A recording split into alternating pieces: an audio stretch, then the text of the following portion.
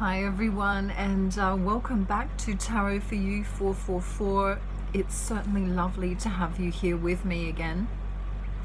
Today we're going to be discussing the traits of divine masculine Pisces, and I don't know, I think this might be a really good time to understand both the distorted masculine, so the masculine, that's not in his heart space necessarily, as well as the one that will be in their heart space and know exactly what they want. So let's just listen or take note of the Pisces distorted masculine first of all, because the distorted Pisces will perhaps use escapism as a way and means to not let their heart be vulnerable. Because Pisces are a water sign, they are highly emotional creatures underneath it all. So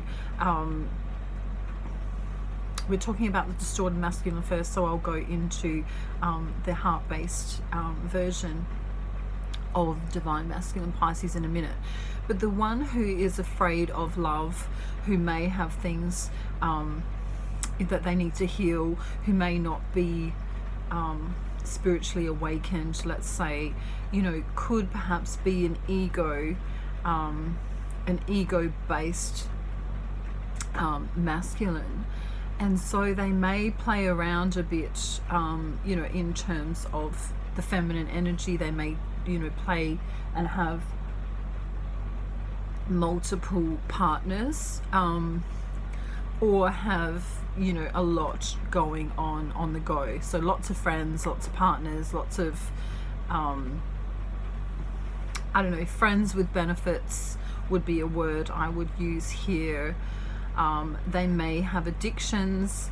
They may also have people in their lives that are a little bit toxic, so that party too much, or have a bad influence on the Pisces divine masculine. So because they are emotional and they attach very easily with their connections, sometimes they don't know how to unattach themselves to people, places, or things that are toxic for them. Okay, so let's talk about the heart-based Pisces. The heart-based Pisces, the in-love divine masculine Pisces, will really wear their heart on their sleeve. They will be happy to let the other person know, as long as they've got enough self-confidence, that they are in love with them. They will perhaps even write poetry or send gifts or write really long texts. They will, in separation phases, they may escape. They may, not come back for days. Or the one word answer thing might start, where they're just like, are you okay? And then usually you might get paragraphs and paragraphs of an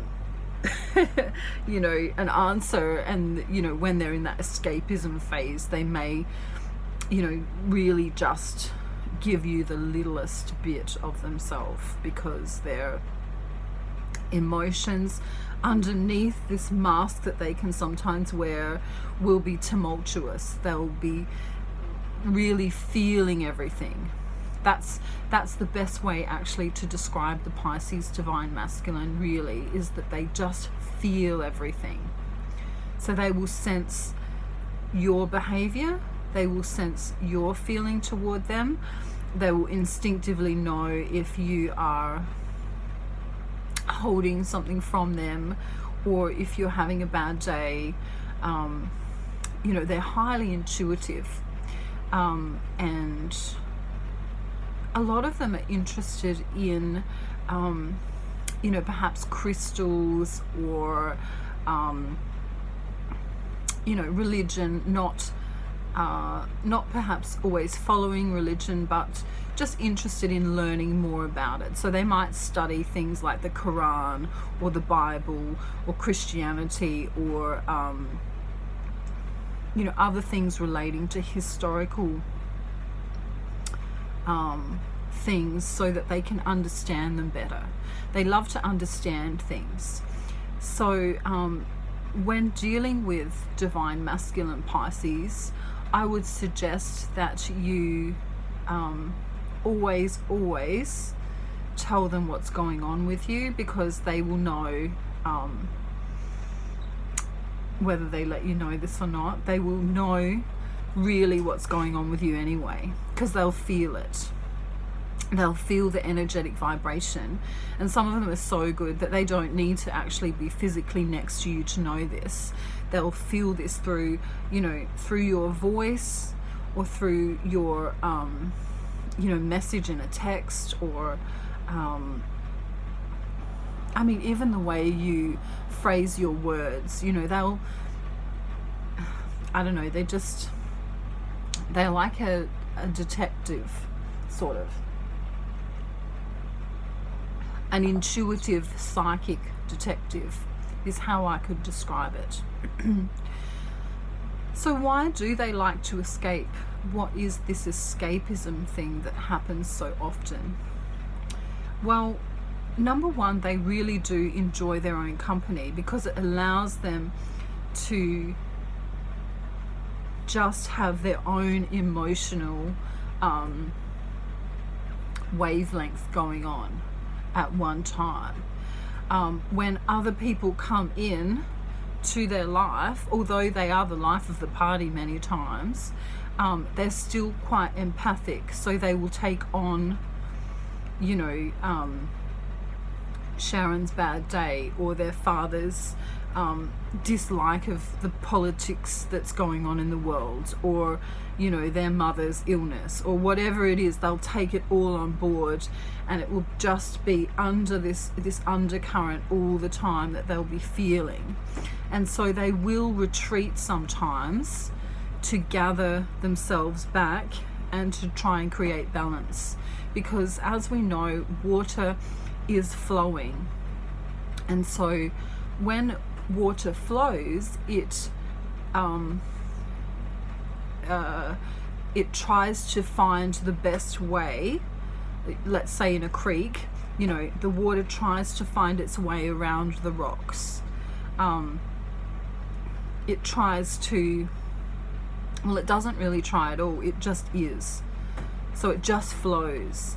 So Pisces like to allow their emotions to flow. If they're feeling sad, they will like to go, and have a cry.